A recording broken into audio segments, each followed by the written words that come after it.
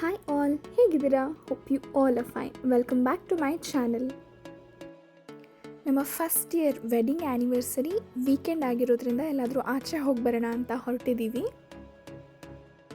Anniversary Saturday ಇತ್ತು, ನಾವು ಫ್ರೈಡೇನೇ ಹೊರಟಿದ್ದೀವಿ. ಬೆಳಗ್ಗೆ ಎಲ್ಲ ಫ್ರೆಶ್ ಅಪ್ ಆಗಿ ಬ್ಯಾಗ್ ಪ್ಯಾಕ್ ಮಾಡಿಕೊಂಡು ಬ್ರೇಕ್ಫಾಸ್ಟ್ ಮುಗಿಸ್ಕೊಂಡು ಹಾಗೆ ಲಂಚ್ ಕೂಡ ಪ್ಯಾಕ್ ಮಾಡಿಕೊಂಡು ಹೊರಟಿದ್ದೀವಿ.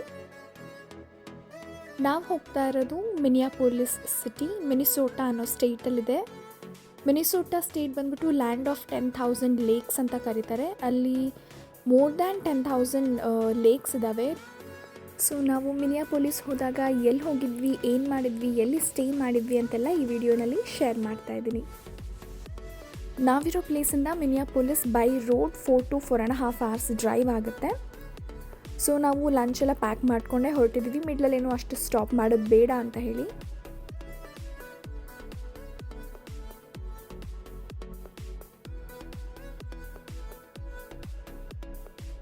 Three and half hours drive ಮಾಡಿದ್ಮೇಲೆ ನಾವೀಗ ಮಿನಿಸೋಟಾ ಸ್ಟೇಟ್ ರೀಚ್ ಆಗಿದ್ದೀವಿ. ಇಲ್ಲಿಂದ ಒಂದು 1.5 hour ಡ್ರೈವ್ ಮಾಡಿದ್ರೆ ಮಿನಿಯಾಪೋಲಿಸ್ ಸಿಟಿ ರೀಚ್ ಆಗ್ತೀವಿ.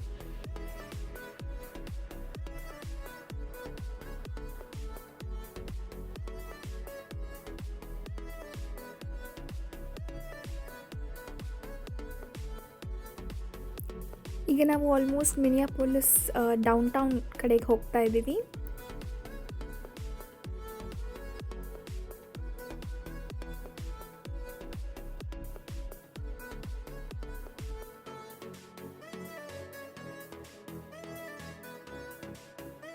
ನಾವು ಬಂದು ಮಿನಿಯಾಪೋಲಿಸ್ ಡೌನ್ ಟೌನಲ್ಲಿ ಸ್ಟೇ ಆಗಿದ್ವಿ, ಹಯಾತ್ ಸೆಂಟ್ರಿಕ್ ಡೌನ್ ಟೌನ್ ಅನ್ನೋ ಹೋಟೆಲಲ್ಲಿ. ನೀವು ಡೌನ್ ಟೌನಲ್ಲಿ ಸ್ಟೇ ಮಾಡ್ತೀರಿ ಅನ್ನೋದಾದರೆ ಪಾರ್ಕಿಂಗ್ ಸ್ವಲ್ಪ ಸಮಸ್ಯೆ ಆಗುತ್ತೆ. ಹೋಟೆಲಲ್ಲಿ ಪಾರ್ಕಿಂಗ್ ಸಿಗೋದು ಡೌಟ್.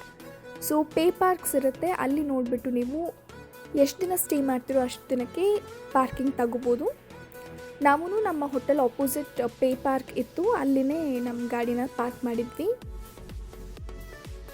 ನಮಗೆ ಬಂದು ಪಾರ್ಕಿಂಗ್ 2 daysಗೆ ಅರೌಂಡ್ $75 to $80 ಏನೋ ಆಗಿತ್ತು.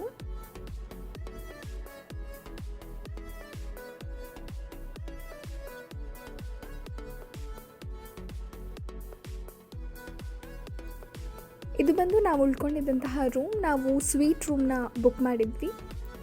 ಸೊ ಕ್ವಿಕ್ಕಾಗಿ ರೂಮ್ ಟೂರ್ ನೋಡ್ಕೊಂಬರೋಣ. ಎಂಟ್ರ್ ಆಗ್ತಿದ್ದಂಗೆ ಇಲ್ಲಿ ಲೆಫ್ಟ್ ಸೈಡಲ್ಲಿ ಕೋಟ್ ಹಾಗೆ ಶೂಸ್ ಎಲ್ಲ ಇಡೋದಕ್ಕೆ ಪ್ಲೇಸ್ ಇತ್ತು. ನೆಕ್ಸ್ಟ್ ಇಲ್ಲಿ ಒಂದು ಚಿಕ್ಕ ಹಾಲ್ ಟೈಪ್, ಒಂದು sofa, chairs and study table ಕೂಡ ಇತ್ತು.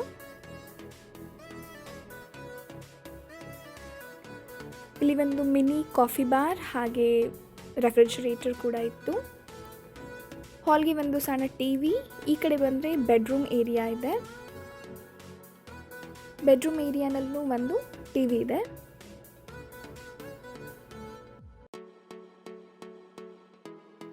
ಬೆಡ್ರೂಮಲ್ಲಿರೋ ಈ ಚೇರ್ ಕೂಡ ತುಂಬ ಚೆನ್ನಾಗಿತ್ತು, ಕೂತ್ಕೊಂಡ್ರೆ ಫುಲ್ ರಿಲ್ಯಾಕ್ಸ್ಡ್ ಫೀಲ್ ಆಗೋದು. ಹಾಗೆ ಕ್ವಿಕ್ ಫಿಟ್ ಚೆಕ್ಗೆ ಇಲ್ಲಿ ಒಂದು ಲಾಂಗ್ ಮಿರರ್. ಈ ಕಡೆ ಬಂದರೆ ಇದು ಬಾತ್ರೂಮ್ ಏರಿಯಾ.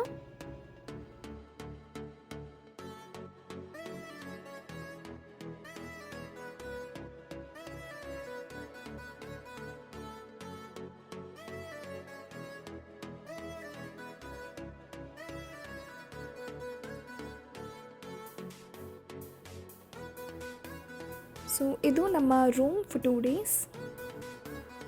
ನಾವು ಹೋಟೆಲೆಲ್ಲ ಚೆಕ್ ಇನ್ ಮಾಡಿದಾಗ ಅರೌಂಡ್ 6 o'clock ಆಗಿತ್ತು. ಸೊ ಫ್ರೆಶ್ ಅಪ್ ಆಗಿ ಒಂದು 7:30, 8 ಹಾಗೆ ಊಟ ಮಾಡೋಣ ಅಂತ ಆಚೆ ಬಂದ್ವಿ. ಈಗ ಇಲ್ಲಿ ಸನ್ಸೆಟ್ ತುಂಬ ಲೇಟಾಗಿ ಆಗುತ್ತೆ, ಅರೌಂಡ್ 8 o'clock ಏನೋ ಸನ್ಸೆಟ್ ಆಗುತ್ತೆ. ಸೊ ಇನ್ನೂ ಬೆಳಕಿದೆ.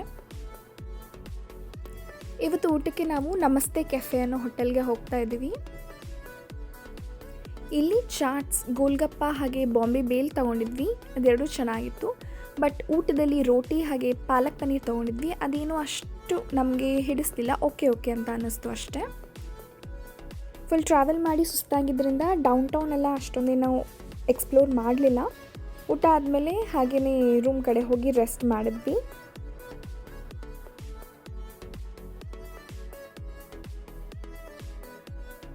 ನೆಕ್ಸ್ಟ್ ಡೇ ಸ್ಯಾಟರ್ಡೇ ನಮ್ಮ ಆ್ಯನಿವರ್ಸರಿ ಡೇ. ಸೊ ಬೆಳಗ್ಗೆ ಫ್ರೆಶ್ ಅಪ್ ಆಗಿ ಹೋಟೆಲಲ್ಲೇ ಬ್ರೇಕ್ಫಾಸ್ಟ್ ಅವೈಲಬಲ್ ಇತ್ತು. ಬ್ರೇಕ್ಫಾಸ್ಟ್ ಎಲ್ಲ ಮುಗಿಸ್ಕೊಂಡು ನಾವು ಬಂದಿದ್ದು ಮಾಲ್ ಆಫ್ ಅಮೇರಿಕಾಗೆ. ಮಾಲ್ ಆಫ್ ಅಮೇರಿಕಾ ಬಂದು ವೆಸ್ಟರ್ನ್ ವರ್ಲ್ಡಲ್ಲೇ ಬಿಗ್ಗೆಸ್ಟ್ ಮಾಲ್ ಅಂತ ಹೇಳ್ತಾರೆ. ಇಲ್ಲಿ ನೀವು ಆಲ್ಮೋಸ್ಟ್ ಎಲ್ಲ ಬ್ರ್ಯಾಂಡ್ದು ಶಾಪ್ಸ್ ನೋಡ್ತೀರಾ. ಹಾಗೆ ಫುಡ್ಡಲ್ಲೂ ಅಷ್ಟೇ ತುಂಬ ವೆರೈಟಿ ಆಪ್ಷನ್ಸ್ ಇದೆ. ಮಾಲ್ ಹೋಗುವಾಗ ಆದಷ್ಟು ನಿಮ್ಮದೇ ವಾಟರ್ ಬಾಟಲ್ ಕ್ಯಾರಿ ಮಾಡಿ, ಇಲ್ಲಾಂದರೆ ವೆಂಡಿಂಗ್ ಮಷೀನಲ್ಲೂ ಒಂದು ಬಾಟಲ್ಗೆ ನಿಮಗೆ ಅರೌಂಡ್ $4 ಏನೋ ಚಾರ್ಜ್ ಇತ್ತು.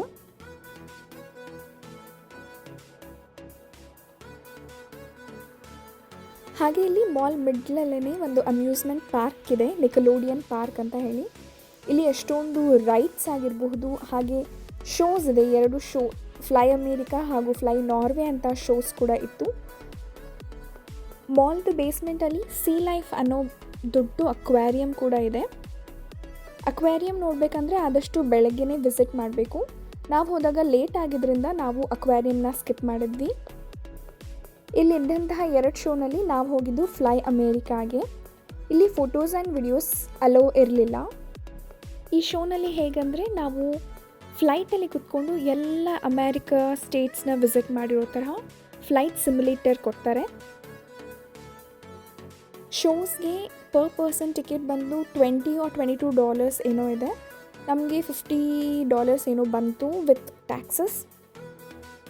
ಹಾಗೆ ಇಲ್ಲಿ ರೈಡ್ಸ್ ಎಲ್ಲ ಹೋಗ್ತೀನಿ ಅಂದರೆ ಐ ಥಿಂಕ್ $6 ಏನೋ ಟಿಕೆಟ್ ಸ್ಟಾರ್ಟ್ ಆಗುತ್ತೆ. ನೀವು ಫುಲ್ ಡೇ ಪಾಸ್ ಕೂಡ ತೊಗೋಬೋದು. ಚಿಕ್ಕ ಮಕ್ಕಳೆಲ್ಲ ಇದ್ದರೆ ಫುಲ್ ಡೇ ಪಾಸ್ ತೊಗೊಂಡ್ಬಿಟ್ರೆ ಅನ್ಲಿಮಿಟೆಡ್ ಪಾಯಿಂಟ್ಸ್ ಇರುತ್ತೆ. ಸೊ ನೀವು ಎಲ್ಲ ರೈಡ್ನೂ ಎಷ್ಟು ಸಲ ಬೇಕಾದರೂ ಆಟಾಡ್ಬೋದು. ನಾವು ಮಾರ್ನಿಂಗ್ ಬಂದು ಫ್ಲೈ ಅಮೇರಿಕಾ ಶೋ ಮುಗಿಸ್ಕೊಂಡು ಕ್ವಿಕ್ಕಾಗಿ ಲಂಚ್ ಮಾಡ್ತಾಯಿದ್ದೀವಿ. ಶೇಕ್ ಶಾಕಲ್ಲಿ ಬರ್ಗರ್ನ ತಿನ್ಕೊಂಡ್ವಿ. ನೆಕ್ಸ್ಟ್ ನೀವಿಲ್ಲಿ ನೋಡ್ತಾ ಇರೋದು ದೊಡ್ಡದಾಗಿರುವಂತಹ ಲೆಗೋ ಸ್ಟೋರ್. ಇಲ್ಲಿ ಏನು ಬೈಕ್, ಚಾಪರ್ ಅಥವಾ ರೋಬೋ ಏನು ನೋಡ್ತಿದ್ದೀರಾ ಎಲ್ಲನೂ ಲೆಗೋ ಪೀಸಸ್ಸಿಂದನೇ ಮಾಡಿರೋದು.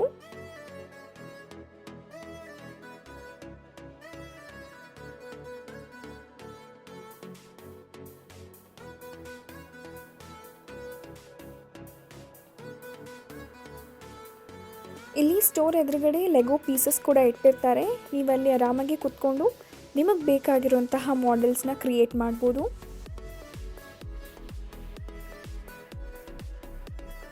ನಾ ಹೇಳಿದ್ನಲ್ಲ ಫ್ಲೈ ಅಮೇರಿಕಾ ಶೋಗೆ ಹೋಗಿದ್ವಿ ಅಂತ. ಅಲ್ಲಿ ಹೇಗಿರುತ್ತೆ ಅಂದರೆ ನಾವು ಕುತ್ಕೊಂಡಿರೋಂತಹ ಸೀಟ್ನ ಮೂವ್ ಮಾಡ್ತಾರೆ ಅವರು ಫ್ಲೈಟ್ ಎಕ್ಸ್ಪೀರಿಯನ್ಸ್ ಕೊಡೋದಕ್ಕೋಸ್ಕರ. ಸೊ ನಾವು ಏನೇನು ಥಿಂಗ್ಸ್ ಕ್ಯಾರಿ ಮಾಡಿರ್ತೀವಿ, ನಮ್ಮ ಬ್ಯಾಗ್ ಆಗಿರ್ಬೋದು, ಫೋನೆಲ್ಲ ನಮ್ಮ ಸೀಟ್ ಕೆಳಗೆ ಒಂದು ಪೌಚ್ ಇರುತ್ತೆ. ಆ ಪೌಚಲ್ಲಿ ಹಾಕಬೇಕಾಗಿರುತ್ತೆ. ನಾನು ಒಂದು ಬ್ಯಾಗ್ ಕ್ಯಾರಿ ಮಾಡಿದ್ದೆ. ಸೊ ನನ್ನ ಬ್ಯಾಗಲ್ಲಿ ನನ್ನ ಫೋನ್ ಆಗಿರಬಹುದು, ಹಾಗೆ ಕಾರ್ ಕೀಸ್ ಎಲ್ಲ ಹಾಕಿ ನನ್ನ ಸೀಟ್ ಕೆಳಗೆ ಇಟ್ಟಿದ್ವಿ. ಬಟ್ ನನ್ನ ಹಸ್ಬೆಂಡ್ ಏನು ಮಾಡಿದ್ದಾರೆ, ಅವ್ರ ವಾಲೆಟ್ನ ಅವ್ರ ಸೀಟ್ ಕೆಳಗೆ ಇಟ್ಟಿದ್ದಾರೆ. ಶೋ ಮುಗಿದ್ಮೇಲೆ ನನ್ನ ಪಾಡಿಗೆ ನನ್ನ ಬ್ಯಾಗ್ ಎತ್ಕೊಂಡೆ. ಅವರು ವ್ಯಾಲೆಟ್ ಇಟ್ಟಿರೋದನ್ನ ಮರ್ತೇ ಹೋಗಿಬಿಟ್ಟಿದ್ದಾರೆ. ನಮಗೆ ನೆನಪೇ ಆಗಿಲ್ಲ. ಶೋ ಮುಗಿಸ್ಕೊಂಡು ಆಚೆ ಬಂದು ರೈಡ್ಸ್ ಎಲ್ಲ ಆಡಿ, ಅವತ್ತು ನಮ್ಮ ಆ್ಯನಿವರ್ಸರಿ ಆಗಿರೋದ್ರಿಂದ ನೈಟ್ ಡಿನ್ನರ್ ಹೋಗೋಣ ಅಂದ್ಕೊಂಡಿದ್ವಿ. ಸೊ ಡಿನ್ನರ್ ಕೂಡ ಬುಕ್ ಮಾಡಿದ್ವಿ ನಾವು ಟೇಬಲ್ನ. ಇನ್ನೇನು ಹೊರಡಬೇಕು, ಕಾರ್ ಹತ್ರ ಹೋದಾಗ ನೋಡಿದ್ರೆ ವ್ಯಾಲೆಟ್ ಕಾಣಿಸ್ತಾನೆ ಇರಲಿಲ್ಲ. ತಕ್ಷಣ ಹೋಗಿ ಶೋ ನೋಡಿದ್ವಲ್ಲ ಫ್ಲೈ ಅಮೇರಿಕಾ, ಅವ್ರ ಹತ್ರ ವಿಚಾರಿಸಿದ್ರೆ ಅವ್ರು ಆಲ್ರೆಡಿ ಕ್ಲೋಸ್ ಮಾಡ್ಕೊಂಡು ಹೋಗಿದ್ರು.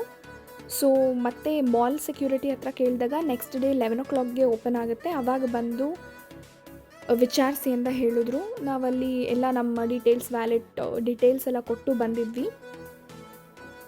ಸೊ ಹೀಗೆ ಎಲ್ಲಾದರೂ ಶೋಗೆ ಹೋಗ್ತೀನಿ ಅನ್ನೋದಾದರೆ ಎಲ್ಲ ಥಿಂಗ್ಸ್ನ ವಾಪಸ್ ಎತ್ಕೊಂಡಿದ್ದೀವ ಅಂತಲ್ಲ, ಮಿಸ್ ಮಾಡ್ದೇ ಚೆಕ್ ಮಾಡ್ಕೊಳ್ಳಿ. ನಾನು ಆಗಲೇ ಹೇಳ್ದಂಗೆ ಅಮ್ಯೂಸ್ಮೆಂಟ್ ಪಾರ್ಕಲ್ಲಿ ತುಂಬಾ ರೈಡ್ಸ್ ಇದ್ವು. ನನಗಂತೂ ರೈಡ್ಸ್ ಅಂದರೆ ತುಂಬ ಭಯ. ಸೊ ನಾನು ಯಾವುದಕ್ಕೂ ಹೋಗಿಲ್ಲ. ನನ್ನ ಹಸ್ಬೆಂಡ್ ಮಾತ್ರ ರೈಡ್ಸ್ ತೊಗೊಂಡ್ರು, ಲೈಕ್ ರೋಲರ್ ಕೋಸ್ಟರ್ ಎಲ್ಲ. ನಾನು ಹೋಗಿದ್ದು ಒಂದೇ ರೈಡ್ಗೆ. ವಾಟ್ರಲ್ಲಿ ಇತ್ತು, ಲಾಕ್ ಶೂಟ್ ಅಂತ, ವಾಟರ್ ಸ್ಲೈಡ್ ಥರ ಚೆನ್ನಾಗಿತ್ತು.